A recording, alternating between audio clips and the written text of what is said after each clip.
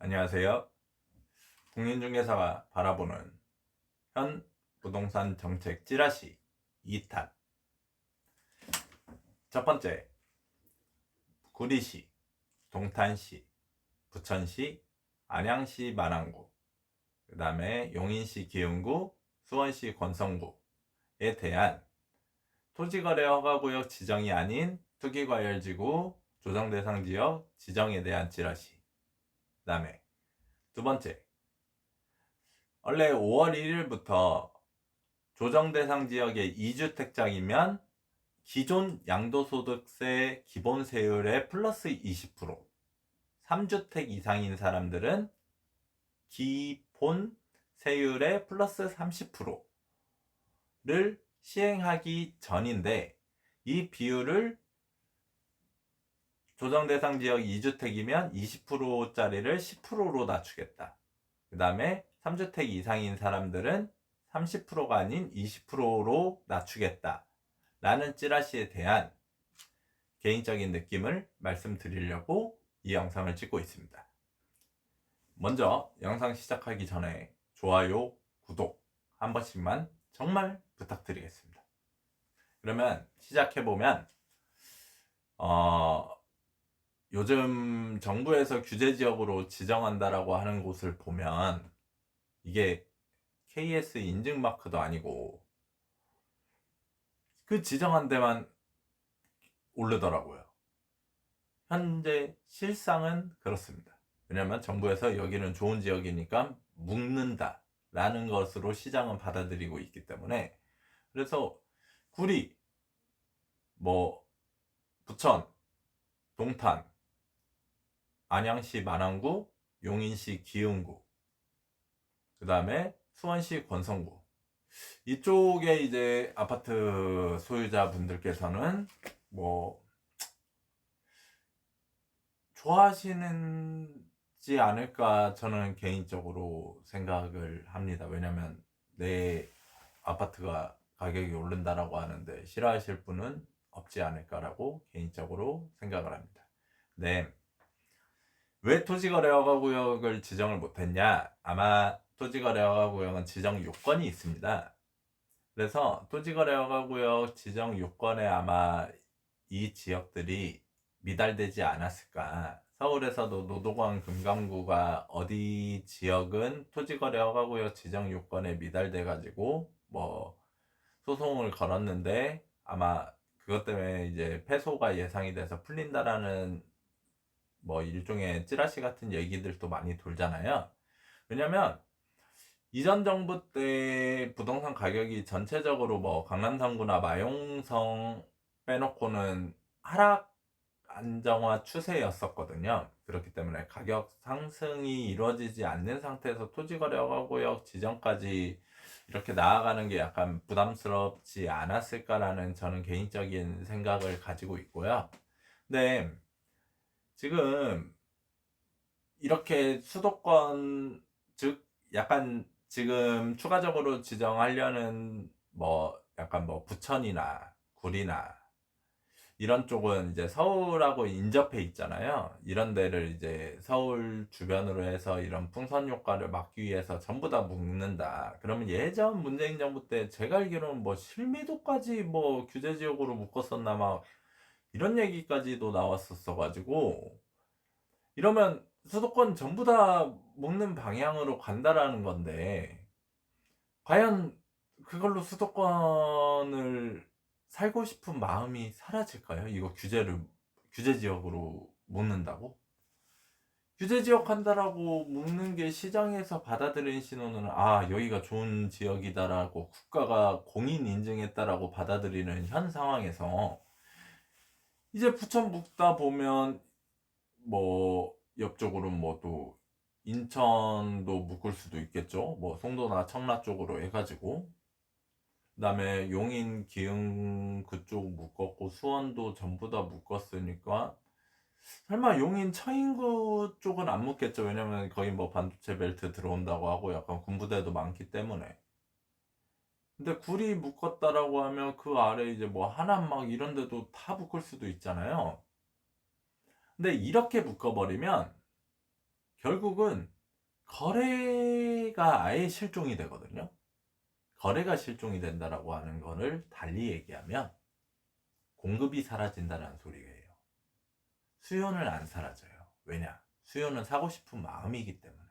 지방 사시는 분들은 오히려 수요가 더 늘어나겠죠. 아, 야, 서울 가야 되겠다. 우리 지방 더 망하겠다. 서울만 먹는다. 그러면 공급은 거래 절벽으로 인해서 발생을 안 하는데 수요가 증가한다. 그 소리는 뭐냐? 삼척동자도 알얘기. 수요 증가, 공급 감소는 가격 상승. 그러면 이 수도권만 가격이 상승해요. 그럼 상대적으로 지방은 더 소멸됩니다.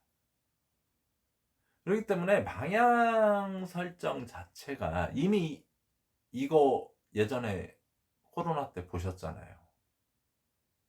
그리고 정부 정책도 코로나 때도 돈 많이 풀었잖아요. 지금 현 정부도 약간 돈 푸는 정책이잖아요. 시장의 유동자금은 계속 풀어놔지고 주식 활성화되고 주식 활성화돼서 돈 번 사람들 어디로 올까요?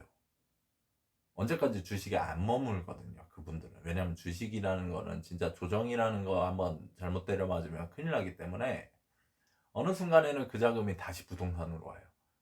그러면 가격이 하락 안정화가 되고 서민들 개천에서 가재 개와 같이 정말 열심히 우리 대한민국의 기초를 단단하게 든든하게 지탱해 주시는 우리 서민분들의 근로 의욕은 어떻게 될까요? 내가 월에 500을 번다라고 생각하면 뭐 실수령에 간 뭐 440, 뭐 생활비 뭐 이렇게 하다 보면 뭐 진짜 아낀다라고 해서 한 달에 300 저축한다라고 생각해 보세요. 1년 3천. 10년 모아야 3억. 20년 모으면 6억. 30년 모으면 9억. 근데 서울 평균 집값 15억. 의욕이 생길까요? 전 되게 암울할 것 같아요. 근데 대출은 각종 규제 정책으로 다 묶여 있고. 우리 부모님 세대 때 적은 평수에서 담보대출 받고 열심히 근로화 하시다가 점차 평수 올려가고 점차 좋은 지역으로 다 이렇게 주거 사다리로 올라오셨잖아요. 그게 대한민국 성장의 발판이기도 했고. 그로 인해서 부동산 경기도 건설사도 많이 성장을 했고, 그래서 우리나라 건축 기술이 전 세계 거의 최고급이라고도 하고. 왜 나쁜 사람을 잡아가는 경찰의 역할을 국가가 해야지. 이 사람을 내가 죽을 때까지 책임질 거 아니면 이렇게 부동산 정책 이끌고 가시면 안 됩니다. 왜냐면 지금 정책의 방향이 자본가들을 위한 정책으로밖에 저는 개인적으로 현실 속에서 일선에서 생활을 해본 이런 사람으로서 그리고 공인중개사의 시각으로서 이렇게 가버리시면 정말 나중에는 사회적 양극화 정말 심해집니다. 왜냐면 허리가 사라져요. 진짜 부자는 부자들 그리고 자기들 동네에서만 살고 진짜 자치경찰처럼 그 부자인 동네에서는 자기들 보디가드 아마 사용해서 안전을 구비하고 이러면 사회가 너무 막막해지잖아요. 그나마 주거 대한민국이 가장 좋았던 거는 그래도 누구나 열심히 노력해서 대출받아서 집 사고 그리고 담보가 부동산이면 어느 정도 안정적이니 대출 이자도 많이 저렴했고 그래서 열심히 노동을 해서 그 대출 이자랑 원리금 갚아가면서 이 집을 노후에는 내 집으로 만들고 이러한 사람이 꿈과 희망을 가지고 살아갔었었는데 이렇게 너무 묶어버리시고 이거를 또 수도권 외부로 다 이렇게 확장을 시켜가는 방향으로 가시면 이게 찌라시 시민으로서 저는 그냥 생각하고 싶습니다. 만약에 이게 진짜 현실화가 되면 그럼 앞으로 더 팽창시킨다는 건데 나중에 후과를 진짜 어떻게 감당하시려고 이러시는지 정말 이해가 안 됩니다. 그리고 또 하나, 두 번째 양도세인데 이게 지금은 기본세율만 적용되거든요. 6%에서 45%까지라고 우리가 기본세율을 측정을 하는데 원래는 올해 5월 1일인가 아마 그 무렵쯤부터 원래 이게 지금 계속 연기가 되고 있었거든요. 왜냐면 부동산 시장에 대해서 양도에 의한 공급이 아예 사라질까봐. 그래서 5월 1일부터는 그 유예기간이 종료되는데 그 5월 1일이부터 기본세율 6에서 45%의 조정대상 지역의 2주택자면 기본세율이 만약에 40% 적용받는다고 하면 60%를 세금으로 해야 되고요. 조정대상 지역의 3주택자라고 하면 그러면 70%를 내야 됐었는데 그거를 10%씩 낮춘다는 거거든요. 그러니까 세금이 10%가 낮아지는 게 아닙니다. 정확한 거는 기본세율은 6에서 45%는 그대로입니다. 지금은 6에서 45%만 하고 있습니다. 근데 만약에 양도 차익에 의한 과표에 따라 다르긴 하는데 만약에 실효세율이 40%라고 하면 5월 1일부터는 60%로 올라야 되는 거를 50%로 낮춰주겠다는 거예요. 근데 이게 약간 말이 이상하지 않습니까? 이게 낮춰주는 건가요? 지금 40%인데 5월 1일부터 60%가 할 거 50%로 해줬다고 그러면 감사합니다 하고 1세대 조정대상 지역 2주택자가 50% 세금 내고 아니면 50% 내는 건 아니죠. 실효세율 그러니까 기본세율에 플러스 10%니까 아무튼 근데 지금보다는 10%가 인상이 된다. 지금 적용받는 세율에 플러스 10%가 되는데 그 세율 적용받고 과연 공급할까요? 팔까요? 이거 영상 보시는 분들께서 파시겠어요? 이 정책 설계하신 분들은 파시겠어요? 좀 극단적 예를 들어서 100억에 팔았습니다. 그러면은 세금이 45% 지방소득세까지 해서 그냥 간단하게 50%라고 하겠습니다. 그러면은 지금 5월 1일부터 그걸 원래는 70%를 내야 되는데 10%로 낮춰준다는 거 아니에요? 그러면 60%잖아요. 100억 양도 차익을 남겨서 60% 세금으로 60억을 냈어요. 40억 남았어요. 님들 같으면 파시겠습니까? 물론 뭐 40억 큰 돈이죠. 그 40억 번다라고 하면 뭐 좋겠지만 근데 그 100억을 벌었다라고 생각하는 사람 입장에서 생각하면 세금 60억 내고 나면 그러면 그 주변에 있던 부동산들이 내가 낸 세금 60억만큼 하락이 돼 있을까요? 그거는 그대로 100억 높아진 상태로 그대로 있는데 그러니까 제가 하고 싶은 말은 간단히 들으면 이게 공급 유인책이 아니거든요. 공급을 시켜가지고 가격을 하락을 시키는 정책이 아니라 그냥 세금을 더 세금을 더 부과하겠다라는 거거든요. 안 팔죠. 안 팔면 공급이 없어지죠. 근데 수요는 많죠. 가격은 더 오르겠죠. 이렇게 가버리면 외국이나 선진국들은 보유세를 부동산 관련한 세금 중에 가장 중요시하고 조세 수입도 거기서 가장 많이 확보가 된다라고 저는 들었습니다. 쉽게 설명하면 우리가 부동산을 취득할 당시에 내는 세금이 뭐 취득록세, 그다음에 보유할 때 내는 지방세는 뭐냐? 그러니까 시군구 재원이거든요. 재산세랑 국세 중에 하나가 예전에 만든 게 종합부동산세. 이게 보유세예요. 재산세랑 종합부동산세. 그 다음에 매매 양도 단계에서 내는 게 양도소득세예요. 근데 공급을 많이 향상을 시켜서 부동산 가격을 하락시키려면 어떤 세금이 중요할까요?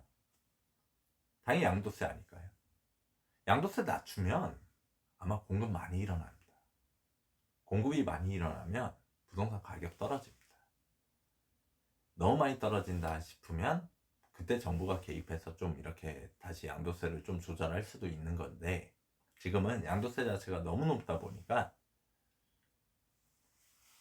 공급이 안 이어집니다. 거기에 또 재산세도 뭐 적은 부담이 아닙니다. 그러면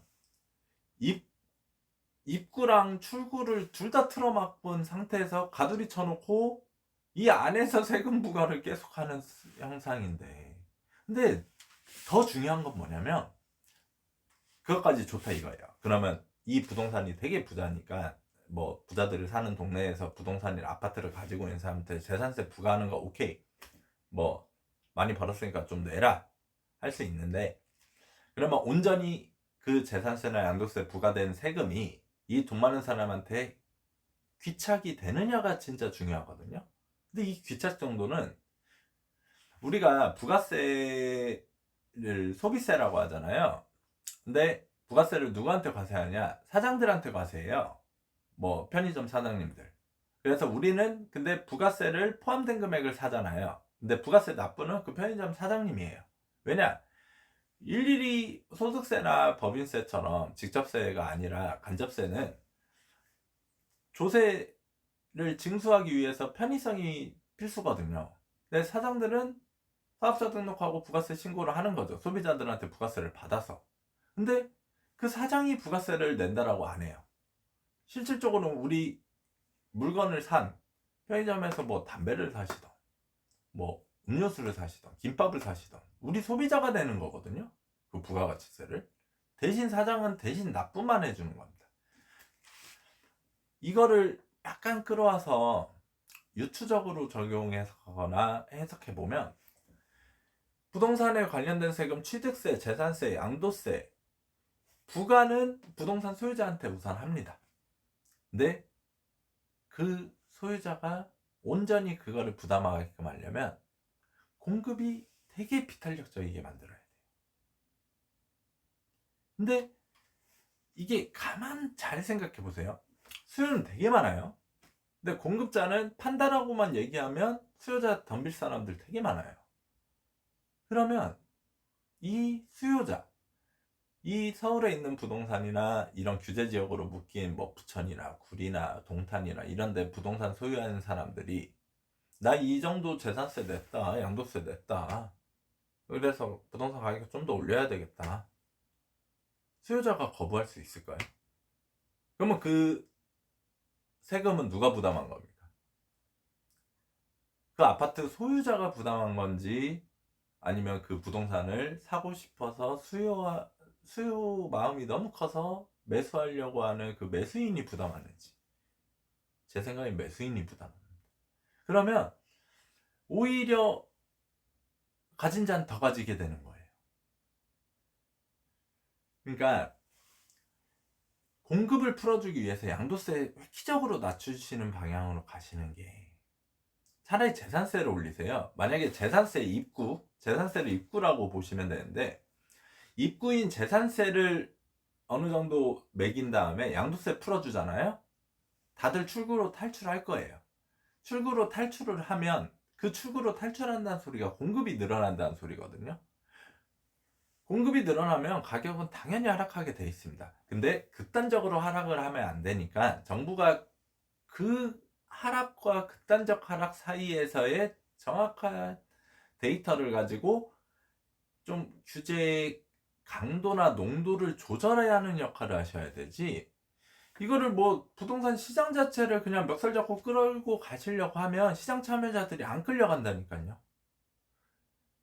그 정책 설계하시는 분들도 안 끌려가시잖아요. 안 한다면서요. 그냥 나 사퇴하고 나가신다면서요. 지가 오르는데 왜 파냐면서요. 그러니까 제발 어느 방향 설정을 하셨으면 그 방향 설정에 맞는 정책을 해주셨으면 좋겠습니다. 지금 자꾸 프로테이지 가지고 이게 국민들한테 장난하시면 안 되는 게, 지금은 기본세율만 적용됩니다. 지금 시점에서는. 근데 20% 5월 1일부터 올릴 거를 10%만 올리겠다. 그러면 지금 입장에서는 어차피 20% 오르나 10% 오르나 둘 다 오르는 건 똑같거든요. 근데 마치 이게 약간의 말장난처럼 보이면 10%가 뭔가 감소되는 느낌을 받게 해요. 근데 그거 아니거든요. 아니잖아요. 지금보다 10%를 더 내는 거잖아요. 20%낼 거 10% 냈다라고 해서 10%를 덜 낸다라고 안 하잖아요. 10%더 내는 거지. 그러니까 이게 지금 찌라시 내용이긴 한데 이렇게 설계하지 마시라. 그리고 약간 지금 이걸로 간 보시면서 이제 지방선거에 대한 여론조사 이렇게 막 돌리시면서 하실 것 같다라는 느낌이나 저의 이제 주관적인 생각이 있긴 한데 이렇게 가시면 결국 나중에 또 터지신다. 정말 자유롭게 한번 놔둬보시라. 한번 자유롭게 놔둬보시고 어떻게 되는지를 한번 봐주시라. 자꾸 부동산을 돈으로 보시거나 세금으로 보시면 안 됩니다. 이거를 통해서 우리가 정부를 운영하기 위한 돈 확보 수단으로 바라보시면 절대 안 됩니다. 이거 부동산이나 아파트는 이 사람들의 인생입니다. 인생. 진짜 평생 열심히 일해서 얻으신 거고, 그리고 평생 열심히 일할 모티브가 되는 겁니다. 지금 20, 30대 여러분들께서는 내가 20, 30년 동안 정말 열심히 일하고 나의 꿈과 희망을 펼치면 나중에 5, 60대 돼서 정말 좋은 아파트를 살 수 있겠다라는 모티브가 되는 겁니다.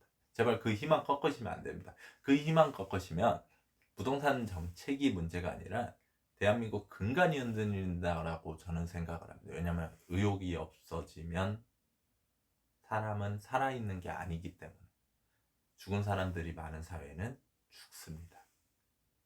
그리고 제가 거래를 왜 강조하냐면 승수효과라고 하죠. 물도 고여있으면 썩습니다. 어떤 것도 고여있으면 썩습니다. 부동산도 고여있으면 썩습니다. 풀어주시고 시장에서 융통되시고 시장에서 거래를 활성화를 시켜주셔야 부동산이 살아납니다. 부동산이 살아난다는 건 뭐냐면 사회가 살아납니다. 사회가 살아난다라고 하는 게 뭐냐면 대한민국이 성장한다는 소리입니다. 그렇기 때문에 융통을 시키시고 풀어주시면 그에 따른 승수효과도 되게 많이 발생합니다. 그러면 당장은 부동산으로 인한 조세 수입은 감소한 것처럼 보이지만 나라 소비 진작 내수 경제 활성화도 부동산 시장으로 인해서 충분히 변할 수 있다고 저는 개인적으로 생각합니다. 사람이 열심히 의욕을 가지고 일을 하면 많이 소비하게도 됩니다. 뭣도 사 먹고 음료수도 사 먹고 커피 한 잔도 사 먹고 밥도 한 끼 더 먹게 되고 그렇기 때문에 모든 근간은 부동산 정책의 활성화 거기에 초점을 맞추시고 이 활성화를 통한 승수효과로 다른 곳에서 조세 수입 충분히 얻을 수 있으니까 징수 편의를 위해서 부동산을 세금을 여기저기서 부과하자. 돈 많은 사람들이 부동산 갖고 있으니 얘네들한테 부과하면 된다. 그러면 조세 저항이 덜할 것이다. 근데 이 영상 보신 분들이 똑똑히 하셔야 됩니다.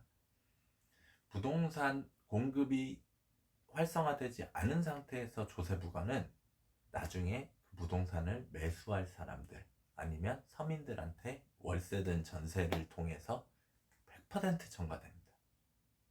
그 100%라는 게 뭐 1000만원 부과했다는 게 1000만원을 전가한다는 소리가 아니라 어떠한 형식으로 인해서든 그거를 많이 전가되게끔 그 돈 많은 사람들은 어떻게 해서든 설계를 합니다. 그렇기 때문에 양도세 풀어주시길 정말 강력하게 바랍니다. 왜 양도세를 안 푸냐면 실무적으로는 조세 저항이 덜 하거든요. 양도할 때 내는 세금이니까 일반 서민들한테도 이 사람들 양도할 때 이만큼 양도 차익을 냈으니, 소득이 발생했으니 당연히 세금 내라 라고 얘기하면 일반 서민들께서 그냥 단편적인 그 모습을 바라보면 당연히 내야지 이렇게 생각할 수 있는데, 그게 나중에는 결국 다 전가가 되거든요. 근데 재산세를 올려버리면, 선진국은 재산세가 높잖아요.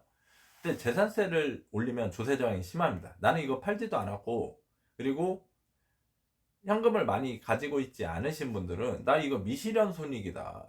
아니 나는 10억에 샀지만 이게 30억이 돼 있는데 앞으로 이게 40억이 되든 50억이 되든 나는 아직 팔 생각이 없는데, 나는 지금 현금을 가진 게 없는데 왜 재산세를 이걸 내야 되냐라고 하면서 조세 저항이 심합니다. 그러면 여론도 안 좋아지긴 합니다. 근데 현실적으로는 재산세를 부과를 하고 양도세를 풀어주는 게 조세 형평성에도 맞다라고 생각해요. 왜냐면 그 집에 우선은 살고 있는 사람한테 부과해야죠. 재산세는 그 사람 소유자한테. 안 그게 맞지 않습니까? 그래서 대신 재산세를 높인 만큼 양도세를 낮추셔야 됩니다. 양도세도 높이고 뭐 재산세도 높이고 취득세도 높이고, 이거는 이럴 거면 거의 국유화 아닌가요? 사유재산인데 세금도 적당하게.